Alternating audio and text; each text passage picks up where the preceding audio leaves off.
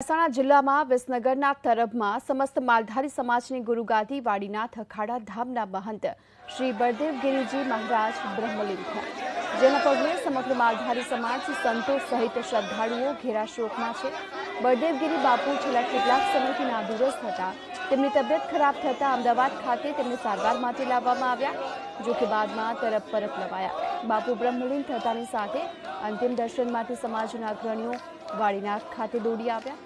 આજે બાપુના દર્શન અને શોભાયાત્રા બાદ સાંજે સમાધિ આપવામાં આવશે। બળદેવગીરી બાપુનો જન્મ મહેસાણાના મેવડ ગામમાં થયો હતો અને 16 વર્ષની વયે જ સંન્યાસ લઈ તેઓ સાધુ બન્યા। પ્રધાનમંત્રી મોદી, અમિત શાહ, આનંદીબેન પટેલ, મુખ્યમંત્રી વિજય રૂપાણી, આ સાથે ગૃહ રાજ્યમંત્રી પ્રદીપસિંહ જાડેજાએ પણ શ્રદ્ધાંજલિ આપી છે।